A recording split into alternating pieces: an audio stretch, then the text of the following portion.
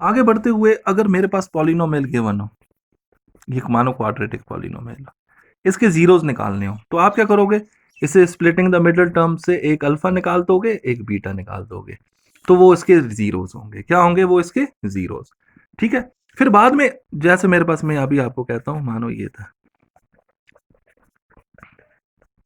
ये एक पॉलिनोमियल है, तो आप इसके जीरोस निकालने हो, आप लिखोगे -2x splitting the middle term. ठीक है,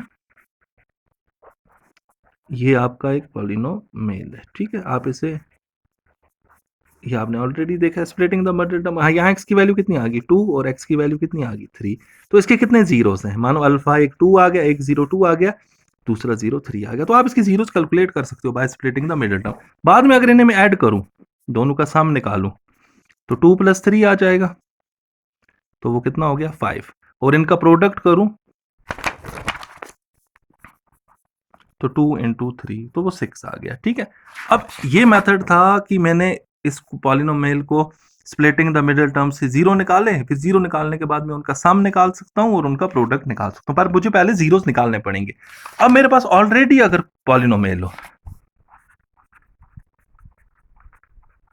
ठीक है, ये पॉलिनोमियल हो, करेक्ट, इसके अल्फा और बीटा का सम, अल्फा बीटा अगर निकालने हैं तो स्प्लिट करना है, बट अगर इसका सम निकालना है तो बिना स्प्लिट किए हुए भी निकाला जा सकता है। That is given by the relation. देखो, अगर सिर्फ अल्फा और बीटा कैलकुलेट करने हैं तो आप क्या करोगे, पहले इनको स्प्लिट द मिडिल टर्म करोगे, फिर अल्फा निकालोगे, फिर बीटा निकालोगे। बट अल्फा बीटा का अगर सम निकालना है तो डायरेक्ट रिलेशन से भी निकाल सकते हो। What is that relation? That relation is -b/a, that is the sum of zeros.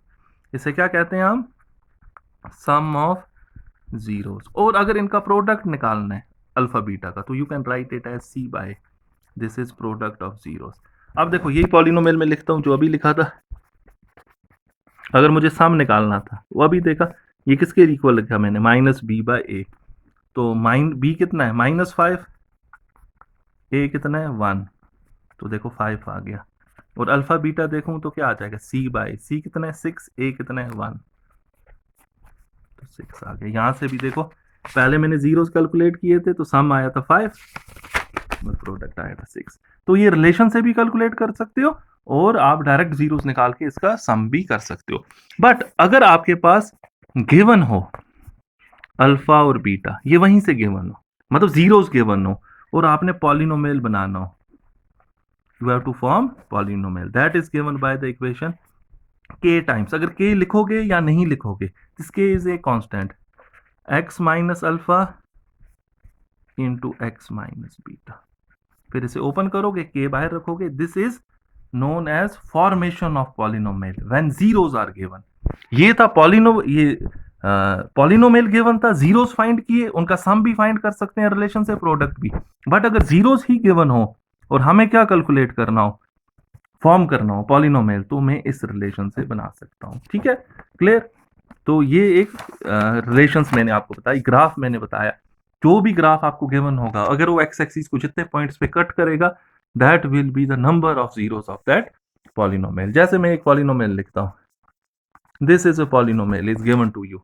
आपने इसका सम और प्रोडक्ट रिलेशन से भी बताना पड़ेगा और इसके जीरोस निकालने भी पड़ेंगे। तो सबसे पहले इसे स्प्लिट करूंगा, 5x - 2x, correct, splitting the middle term.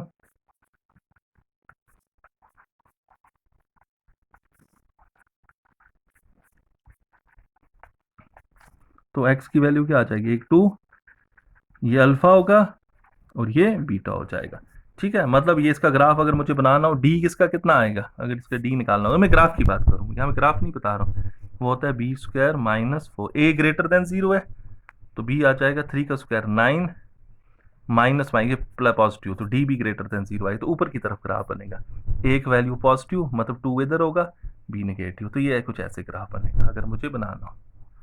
ये ग्राफ बनेगा, ये 2 पॉइंट होगा और ये पॉइंट -5 होगा। ठीक है, अगर आपसे कोई पूछे, वो ए और डी पे डिपेंड करते हैं। ठीक है, तो you don't have to draw the graph right here, तो मैंने सिर्फ एक्सप्लेनेशन दे दिया। आपने 10th क्लास की जो आपके रिकमेंड करते हैं सीबीएसई, वहां आपने ग्राफ वगैरह ड्रा नहीं करने, बट आपको अंडरस्टैंडिंग होनी चाहिए। तो ये जीरोस निकल गए, अब इनका सम निकालूं, तो -3 आएगा। इनका प्रोडक्ट निकालूं, तो -10 आ गया। ये तो मैंने जीरोस कैलकुलेट किए, फिर इनका सम निकाला, प्रोडक्ट। अब मैं रिलेशन से यूज करूंगा। वो किसके इक्वल होता है? -b बाय, यहाँ b कितना है इस क्वेश्चन में? 3, a1 है। तो देखो अल्फा बीटा कितना होता है? c बाय c इस क्वेश्चन में कितना है? -10। देखो करेक्ट आ गया। पहले यहाँ से भी वही आया, alpha plus beta -3 alpha into beta -10, alpha plus beta -3 alpha beta into -10। ठीक है, तो ये मैंने बेसिक कंसेप्ट दिया। अभी इसके जाके क्वेश्चंस करेंगे, फिर जो हायर लेवल के क्वेश्चंस होंगे वो भी सॉल्व करेंगे। पहले बेसिक क्वेश्चंस हम कुछ कर लेंगे, जिससे आपका एनसीईआरटी पार्ट क्लियर हो जाएगा, फिर फर्दर क्वेश्चंस करेंगे। Okay students, bye.